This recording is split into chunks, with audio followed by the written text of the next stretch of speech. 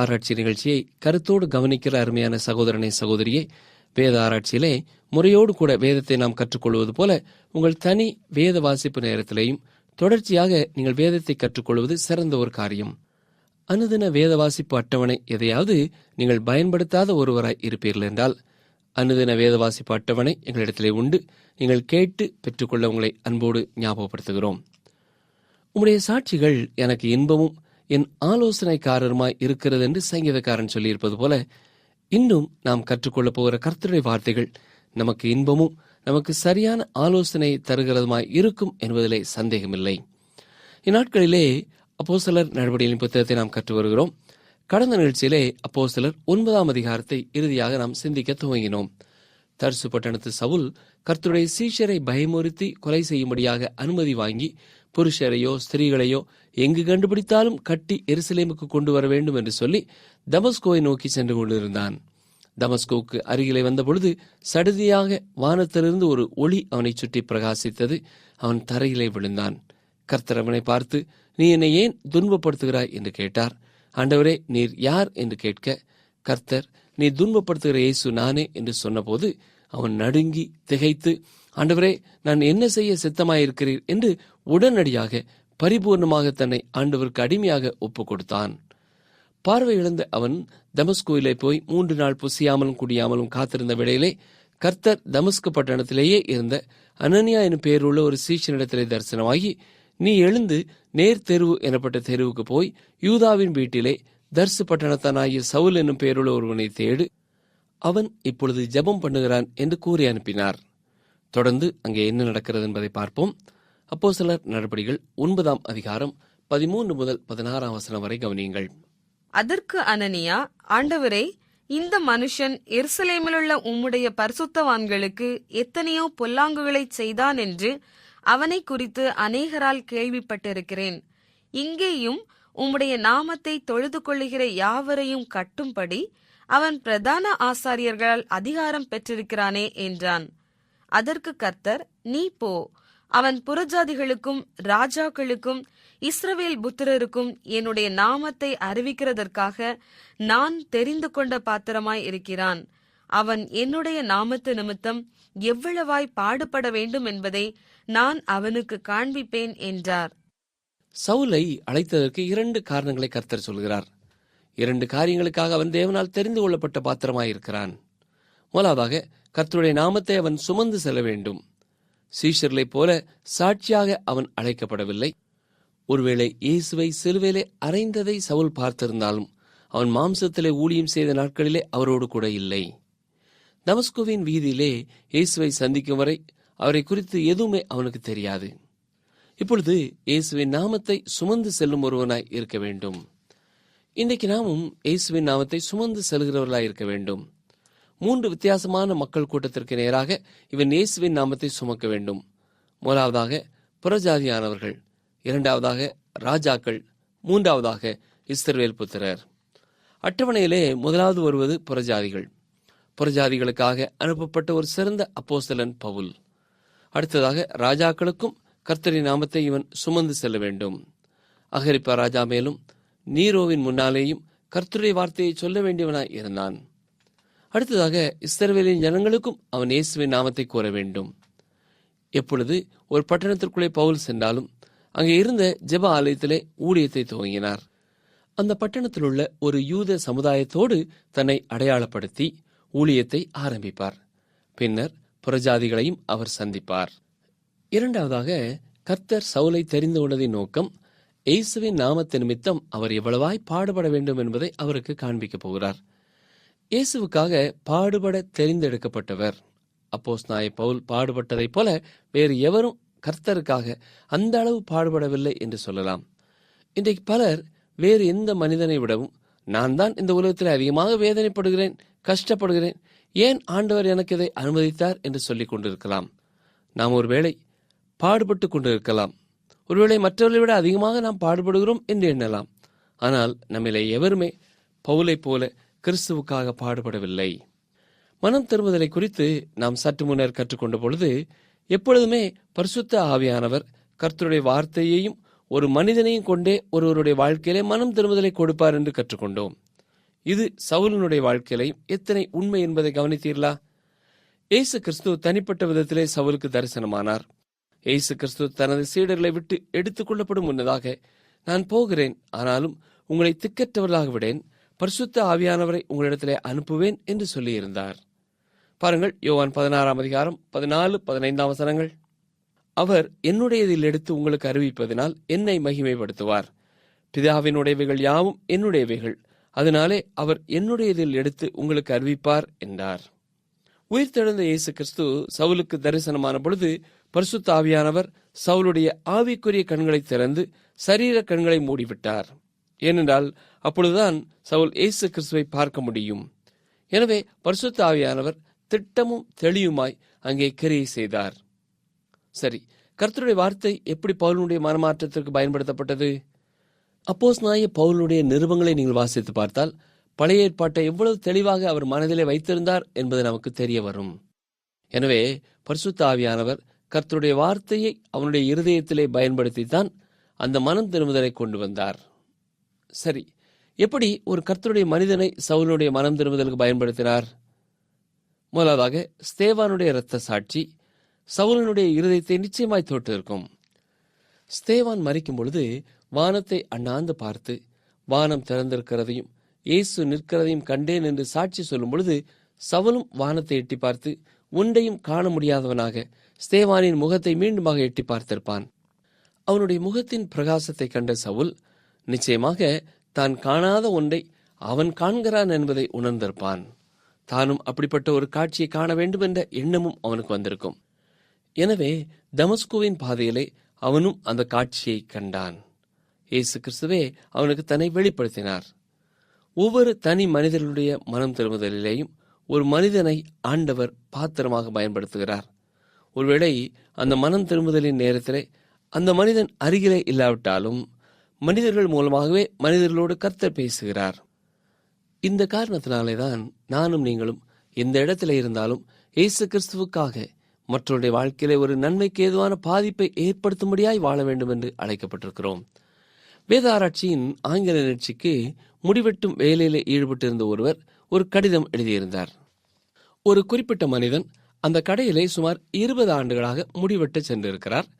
ஒரு நாள் அவர் முடிவெட்டி முடித்த பிறகு நாற்காலியை விட்டு இறங்கும் பொழுது, நீங்கள் வேத ஆராய்ச்சி நிகழ்ச்சியை கேட்டு இருக்கிறீர்களா என்று கேட்டாராம். அதற்கு நான் கேட்டதில்லை என்று இவர் கூறியிருக்கிறார்.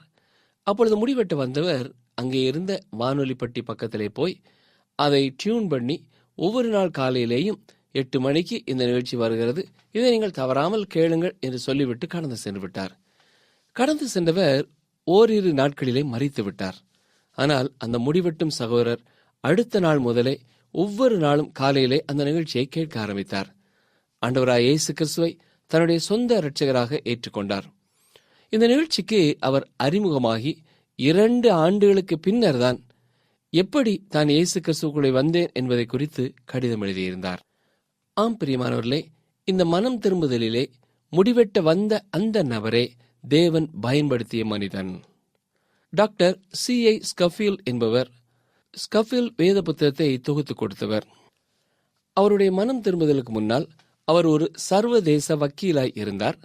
ஆனால் ஒரு பெரிய குடிகாரராயும் இருந்தார். அவருக்கு ஒரு அருமையான ஜெபிக்கும் தாயார் இருந்தார்கள். அவர்கள் தொடர்ந்து ஜெபித்தார்கள். இந்த சகோதரன் மனமாற்றம் அடையும் முன்னதாக அந்த தாய் மரித்து போனார்கள். ஒரு முறை டாக்டர் லூயிஸ் பிரே ஷேஃபர் என்பவர் டாக்டர் ஸ்கஃபீல்ட் அவரோடு கூட ஜெபித்துக் கொண்டிருந்திருக்கிறார்கள். அப்பொழுது டாக்டர் ஸ்கஃபீல்ட் ஜெபிக்கும் பொழுது, ஆண்டவரே, நான் மனமாற்றம் அடைந்ததை என்னுடைய தாயார் அறியவில்லை, நீங்கள் தயவு செய்து அதை அவர்களுக்கு சொல்லிவிட மாட்டீர்களா என்று ஜெபித்தார்களாம். பிரியமானவர்களே, ஒவ்வொருவருடைய மனம் திரும்புதலிலேயும் ஒரு மனிதனை கருவியாக தேவன் பயன்படுத்துகிறார். ஒருவேளை மனம் திரும்புதலின் நேரத்திலே தேவன் பயன்படுத்திய அந்த மனிதனோ மனுஷியோ இல்லாவிட்டாலும் இதுவே தேவனுடைய வழிமுறையாய் இருக்கிறது. எந்த ஒருவருடைய மனமாற்றத்திற்கும் ஒரு மனிதன் பயன்படுத்தப்படாமல் இருக்க முடியுமா என்பது எனக்கு தெரியவில்லை. நீங்கள் ஏன் மற்றும் ஒருவர் கர்த்தரை அறிந்து கொள்வதற்கு ஒரு உபகரணமாய் இருக்கக்கூடாது? இப்படி கூறுவதனாலே ஒருவரை கட்டாயப்படுத்தி முழங்கால் படியிட வைத்து ஜெபிக்க வைக்க வேண்டும் என்பதல்ல. நீங்கள் கருத்தோடு கரிசனையோடு யாருக்காவது இயேசு கிறிஸ்துவை சொல்ல வேண்டியது உங்கள் கடமையாய் இருக்கிறது.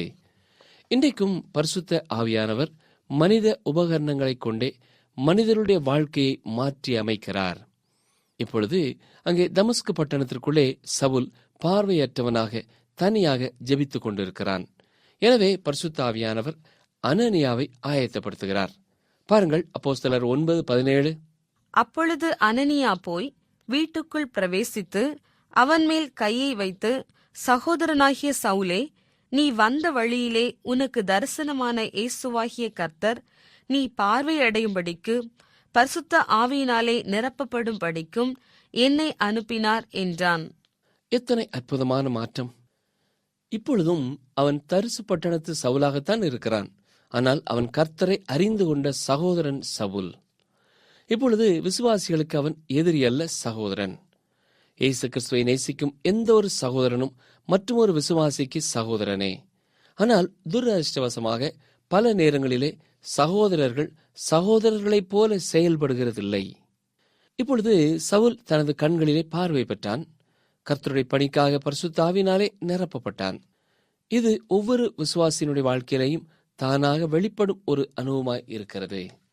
தமஸ்குவின் பாதையிலே பரிசுத்த ஆவியினாலே ஞானஸ்நானம் பெற்றான். வேறு வார்த்தைகளிலே சொல்ல வேண்டுமென்றால், தமஸ்குவின் பாதையிலே அவன் ரட்சிக்கப்பட்டான். அனனியா அவனிடத்திலே வந்தபொழுது பரிசுத்த ஆவியினாலே நிரப்பப்பட்டான். இப்பொழுது அவன் இயேசு கிறிஸ்துவுக்காக ஒரு உன்னதமான சாட்சியாக இருக்கப் போகிறான். கண்களிலே பார்வையும் ஆவிக்குரிய தெளிவும் பெற்றவனாகிறான். பாருங்கள், அப்போஸ்தலர் 9:18. உடனே அவன் கண்களிலிருந்து மீன் செதில்கள் போன்றவைகள் விழுந்தது. அவன் பார்வையடைந்து எழுந்திருந்து ஞானஸ்நானம் பெற்றான். அவனுடைய மனம் திரும்புதலுக்கு வெளிப்பிரகாரமான ஒரு அடையாளமாகவும் முத்திரையாகவும் இப்பொழுது தண்ணீரிலே ஞானஸ்நானம் பெறுகிறான். ஆனால் தண்ணீருக்கும் ரட்சிப்புக்கும் எந்த தொடர்பும் இல்லை. அவன் ஏற்கனவே தமஸ்குவின் பாதையிலே பரிசுத்த ஆவியினாலே ஞானஸ்நானம் பெற்று ரட்சிக்கப்பட்டு விட்டான். அனனியா தன்னுடைய கரங்களை அவன் மேல் வைத்த பொழுது கர்த்தருடைய பணிக்காக பரிசுத்த ஆவியினாலே நிரப்பப்பட்டான். இப்பொழுது தண்ணீரினாலே ஞானஸ்நானம் பெறுகிறான். அப்போஸ்தலர் 9:19. பின்பு அவன் போஜனம் பண்ணி பலப்பட்டான். சவுல் தமஸ்குவிலுள்ள சீஷருடனே சில நாள் இருந்து தனது மனம் திரும்புதலுக்கு பிறகு 3 நாள் பார்வை இல்லாதவனாய் புசியாமலும் குடியாமலும் இருந்த சவுல் இப்பொழுது போஜனம் பண்ணி பலப்பட்டான். அப்போஸ்தலர் 9:20. தாமதமின்றி கிறிஸ்து தேவனுடைய குமாரன் என்று ஆலயங்களிலே பிரசங்கித்தான். தர்சு பட்டணத்து சவுல் உடனடியாக சாட்சி சொல்ல ஆரம்பிக்கிறான். ஏன்? அவன் பரிசுத்த ஆவியினாலே நிரப்பப்பட்டு விட்டான். எந்த தாமதமும் இல்லாமல் கிறிஸ்து தேவனுடைய குமாரன் தான் என்று தெளிவாக ஆலயங்களிலே பிரசங்கித்தான். இயேசு கிறிஸ்து என்ன செய்தார் என்பதை விசுவாசிக்கும் முன்னதாக கிறிஸ்து யார் என்பதை நீங்கள் அறிந்திருக்க வேண்டும். உங்களுடைய பாவத்திற்காகவும் தண்டனையை அவர் ஏற்றுக்கொள்ளும்படியாக மரித்தார். அவர் தேவனுடைய குமாரனாய் இருந்தபடியினாலே அவரால் உங்கள் பாவத்திற்காக மரிக்க முடிந்தது. உங்கள் பாவத்திற்காக நான் மரிக்க முடியாது. என்னுடைய பாவத்திற்காக நீங்கள் மரிக்க முடியாது. ஒரு மனிதனுக்காக மற்றும் ஒரு மனிதன் பாவ நிவாரண பலியாக மரிக்க முடியாது. கிறிஸ்து மட்டுமே அதை செய்ய முடியும். ஏனென்றால் அவர் தேவனுடைய ஒரே குமாரன். எனவே சவுல் கிறிஸ்து தேவனுடைய குமாரன் என்று பிரசங்கிக்க ஆரம்பித்தார். வசனங்கள் 21-22 பாருங்கள். கேட்டவர்கள் எல்லாரும் ஆச்சரியப்பட்டு, எருசலேமில் இந்த நாமத்தை தொழுது கொள்கிறவர்களை நாசமாக்கி இங்கேயும் அப்படிப்பட்டவர்களை கட்டி பிரதான ஆசாரியர்களிடத்திற்கு கொண்டு போகும்படி வந்தவன் இவன் அல்லவா என்றார்கள். சவுல் அதிகமாக திடன் கொண்டு இவரை கிறிஸ்துவென்று திருஷ்டாந்தப்படுத்தி தமஸ்குவில் குடியிருக்கிற யூதர்களை கலங்க பண்ணினான். இவரே கிறிஸ்து என்பது இவரே மேசியா என்று பொருள்படும். ஆனால் இந்த செய்தியானது யூதரை கலங்க பண்ணினது என்று வாசிக்கிறோம். தர்சு பட்டணத்து சவுல் அநேக காரியங்களிலே முதன்மையானவனாயிருந்தான். பாடுபடுவதிலே முதன்மையானவனாயிருந்தான். சுவிசேஷ ஊழியம் செய்வதிலே முதன் மனிதனாய் இருந்தான். அவனுடைய அறிவிலேயும் அவன் முதல் மனிதனாய் இருந்திருப்பான். அவனை கேள்வி கேட்டு மடக்க பார்த்தவர்களையும் தெளிவாக இவரே கிறிஸ்து என்று திருஷ்டாந்தப்படுத்தி உதாரணங்களை சொல்லி புரிய வைத்து அவர்களுக்கு விளக்கினான். இப்பொழுது அப்போஸ்தலர் 9:23-25 வரை பாருங்கள். அநேக நாள் சென்ற பின்பு யூதர்கள் அவனை கொலை செய்யும்படி ஆலோசனை பண்ணினார்கள். அவர்களுடைய யோசனை சவுலுக்கு தெரிய வந்தது. அவனை கொலை செய்யும்படி அவர்கள் இரவும் பகலும் கோட்டை வாசல்களை காத்து கொண்டிருந்தார்கள்.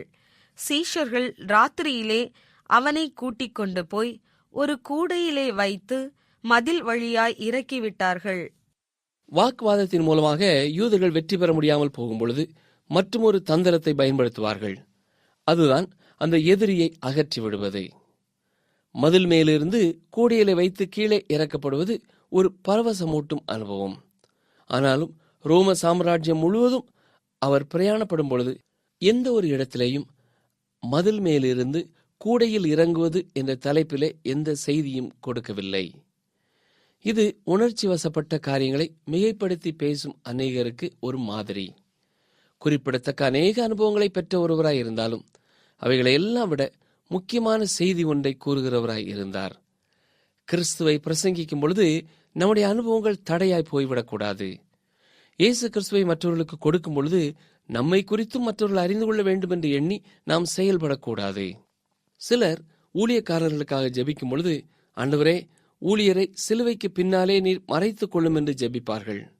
இல்லை பிரியமானவர்களே, அப்படி ஜெபிப்பதற்கு பதிலாக, ஆண்டவரே, இயேசு கிறிஸ்துவை எவ்வண்ணமாக மக்களுக்கு கொடுக்க வேண்டுமோ, பரிசுத்த ஆவியானவர் திட்டமிட்டிருக்கிறாரோ அப்படியே கொடுக்க இந்த செய்தியாளருக்கு உதவி செய்யும் என்று ஜெபிக்க வேண்டும். அதுதான் அப்போஸ்தலனாகிய பவுலுடைய முறை. அப்போஸ்தலர் 9:26 சவுல் எருசலேமுக்கு வந்து சீஷருடனே சேர்ந்து கொள்ள பார்த்தான். அவர்கள் அவனை சீஷன் என்று நம்பாமல் எல்லாரும் அவனுக்கு பயந்திருந்தார்கள். இது தர்சு பட்டணத்து சவுல் செய்யும் ஒரு தந்திரம் என்று எண்ணினார்கள். ஏனென்றால் அவர்கள் துன்பத்தை அனுபவித்துக் கொண்டிருந்தார்கள். ஒருவேளை சமாரியாவிலே மாயவித்தைக்காரனாகிய சீமோன் செய்த காரியத்தையும் கேள்விப்பட்டிருப்பார்கள். பாருங்கள், வசனம் 27. அப்பொழுது பர்னபா என்பவன் அவனை சேர்த்து கொண்டு அப்போஸ்தலரிடத்திலே அழைத்து கொண்டு போய், வழியிலே அவன் கர்த்தரை கண்ட விதத்தையும் அவர் அவனுடனே பேசினதையும் தமஸ்குவில் அவன் இயேசுவின் நாமத்தினாலே தைரியமாய் பிரசங்கித்ததையும் அவர்களுக்கு விவரித்துச் சொன்னான். ஆறுதலின் மகன் என்று அர்த்தம் கொள்ளும் பர்னபா என்ற பெயரை கொண்ட அவன் தனது கரங்களினாலே சவுலை அரவணைத்துக் கொள்கிறான். அருமையானவர்களே, இன்றைக்கும் புதிதாக விசுவாசத்திற்குள்ளே வருகிறவர்களை அரவணைத்துக் கொள்ளும் கரங்கள் தேவை. அப்போஸ்தலர் 9:28 பாருங்கள். அதன் பின்பு அவன் எருசலேமிலே அவர்களிடத்தில் போக்கும் வரத்துமாய் இருந்து பர்னபா அரவணைத்து அப்போஸ்தலருக்கு இந்த சவுல் யார் என்பதை விவரித்த பிறகு எருசலேம் சபை இந்த தர்சு பட்டணத்து சவுலை ஏற்றுக்கொள்கிறது. வசனம் 29 பாருங்கள். கர்த்தராகிய இயேசுவின் நாமத்தினாலே தைரியமாய் பிரசங்கித்து கிரேக்கருடனே பேசி தர்க்கித்தான். அவர்களோ அவனை கொலை செய்ய எத்தனம் பண்ணினார்கள். இங்கே கிரேக்கர்கள் என்று சொல்லப்படும் பொழுது அவர்கள் கிரேக்க தேசத்தைச் சேர்ந்தவர்கள் அல்ல, அதாவது கிரேக்க பின்னணியத்தை கொண்ட இஸ்ரவேல் ஜனங்கள். இஸ்ரவேல் தேசத்திற்கு வெளியே வளர்க்கப்பட்டவர்கள். சவுலினுடைய சாட்சி மிக வல்லமையாய் இருந்தது. அந்த வல்லமையை போக்கடிப்பதற்கு ஒரே வழி அவனை கொலை செய்வதுதான் என்று எண்ணினார்கள். அப்போஸ்தலர் 9:30. சகோதரர் அதை அறிந்து அவனை செசரியாவுக்கு அழைத்து கொண்டு போய் தர்சுவுக்கு அனுப்பிவிட்டார்கள். இப்பொழுது பவுல் தனது சொந்த ஊருக்கு போகிறார். ஒருவேளை தன்னுடைய சொந்த ஊரிலே போய் தகப்பனிடத்திலே, தாயிடத்திலே, சகோதரரிடத்திலே, சகோதரிகளிடத்திலே, மற்ற உறவினர்களிடத்திலே இயேசு கிறிஸ்துவை குறித்து சொல்ல சென்றிருக்க வேண்டும். அதை குறித்த விவரங்கள் நமக்கு கொடுக்கப்படவில்லை. ரோமர் 16 தனது உறவினரான சிலரை குறித்து சொல்கிறாரே ஒழிய மற்றபடி தனது குடும்பத்தை குறித்து அவர் ஒருபொழுதும் பேசவே இல்லை. வசனம் 31. அப்பொழுது யூதேயா, கலிலேயா, சமாரியா நாடுகளிலெங்கும் சபைகள் சமாதானம் பெற்று பக்தி விருத்தியடைந்து கர்த்தருக்கு பயப்படுகிற பயத்தோடும் பரிசுத்த ஆவியின் ஆறுதலோடும் நடந்து பெருகின. திருச்சபையானது தொடர்ந்து வளர்ச்சியடைகிறது. சுவிசேஷம் யூதேயா, கலிலேயா, சமாரியா தேசங்களுக்கு கடந்து சென்றது. சீக்கிரமாக உலகத்தின் கடைசி பரியந்தம் அது செல்ல போகிறது. அப்போஸ்தலர் 9:32-35 வரை பாருங்கள். பேதுரு போய் எல்லாரையும் சந்தித்து வருகையில் அவன் லித்தா ஊரிலே குடியிருக்கிற பரிசுத்தவான்களிடத்திற்கும் போனான். அங்கே 8 வருஷமாய் கட்டிலின் மேல் திமிர்வாதமுள்ளவனாய் கிடந்த ஐனேயா என்னும் பேருள்ள ஒரு மனுஷனை கண்டான். பேதுரு அவனை பார்த்து, ஐனேயாவே, இயேசு கிறிஸ்து உன்னை குணமாக்குகிறார். நீ எழுந்து உன் படுக்கையை நீயே போட்டுக்கொள் என்றான். உடனே அவன் எழுந்திருந்தான். லித்தாவிலும் சாரோனிலும் குடியிருந்தவர்கள் எல்லாரும் அவனை கண்டு கர்த்தரிடத்தில் திரும்பினார்கள். பேதுரு ஒரு அப்போஸ்தலனாய் இருந்தபடியினாலே அப்போஸ்தலருக்குரிய அற்புதங்களையும் அடையாளங்களையும் செய்யும் வரம் இருந்தது. வசனம் 36. யோப்பா பட்டணத்தில் கிரேக்கு பாஷையிலே தொர்க்காள் என்று அர்த்தம் கொள்ளும் தபித்தாள் என்னும் பெயருடைய ஒரு சீஷி இருந்தாள். அவள் நற்கிரியைகளையும் தர்மங்களையும் மிகுதியாய் செய்து கொண்டு வந்தாள். இந்த பெண் இங்கே சமுதாய பணிவிடையிலே ஈடுபட்டிருந்தாள். அவளுக்கு துணிகளை திறமையாக தைக்கும் திறன் இருந்தது. இது பரிசுத்தாவின் வரமா என்று ஒருவேளை நீங்கள் கேட்கலாம். ஆம், இந்த பெண்ணை பொறுத்தமட்டிலேயும் அது அவர்களுக்கு கொடுக்கப்பட்ட வரம்தான். இந்த அநேகர் அவர்களை பிரகாசிக்க செய்யும் சில வரங்களையே தேடுகிறவர்களாயிருக்கிறார்கள். ஆனால் அருமையானவர்களே, நாம் அன்றாட வாழ்க்கைக்கு அநேகருக்கு ஆசீர்வாதமாய் இருக்கக்கூடிய வரத்தையே நாடுகிறவர்களாயிருக்க வேண்டும். நீங்கள் ஒரு சகோதரியாக இருப்பீர்கள் என்றால் நீங்களும் தைப்பதற்கு கற்றுக்கொள்ளுங்கள். தொற்காள் வஸ்திரங்களை செய்து கொடுக்கும் தாளந்து பெற்றவளாய் இருந்தாள். அவள் எந்த ஒரு கூட்டத்திலேயும் செய்தி கொடுத்ததாகவோ எந்த வேதபாட வகுப்பையும் நடத்தியதாகவோ தெரியவில்லை. ஆனால் தன்னை சுற்றி இருந்தவர்களுக்கு அருமையான பணிவிடைகளை செய்திருந்தாள். பிரியமானவர்களே, இன்றைய நிகழ்ச்சியை நாம் நிறைவு செய்யும் முன்னதாக இன்று கற்றுக்கொண்ட பகுதிகளை சற்றே நாம் எண்ணி பார்ப்போமா? எந்த ஒரு மனிதனுடைய மனம் திரும்புதலுக்கும் பரிசுத்த ஆவியானவரும் ஒரு சகோதரனையோ சகோதரியையோ பயன்படுத்துகிறார் என்பதை எப்பொழுதும் மனதில் வைத்துக் கொள்ள வேண்டும். நம்முடைய வாழ்க்கையிலையும் மற்றொருவருடைய மனம் திரும்புதலுக்காக பரிசுத்த ஆவியானவர் நம்மையும் பயன்படுத்த வேண்டும் என்று நாம் வாஞ்சிக்கலாம். அவர் வழி நடத்தும் பொழுது நாம் செயல்பட வேண்டும். இரண்டாவதாக, புதிய விசுவாசிகள் திருச்சபைக்குள்ளே வரும்பொழுது இன்றைக்கு பல திருச்சபைகளிலே அப்படிப்பட்டவர்களை இனம் கண்டு கொள்ளுகிறதில்லை. ஆனால் வேத வசனத்தை ஒழுங்காக படிக்கிற நீங்கள் அப்படிப்பட்டவர்களுக்கு கரம் கொடுத்து அவர்களை அரவணைத்து கர்த்தருக்குள்ளே வளருவதிலே உற்சாகப்படுத்த உங்களை அர்ப்பணித்துக் கொள்ளுங்கள். அனுதின வாழ்க்கையிலே நாம் அநேகருக்கு பயனுள்ளவர்களாய் இருக்கக்கூடிய தாளந்துகளையும் வரங்களையும் ஆண்டவர் நமக்கு தரும்படியாக வாஞ்சிப்போமா?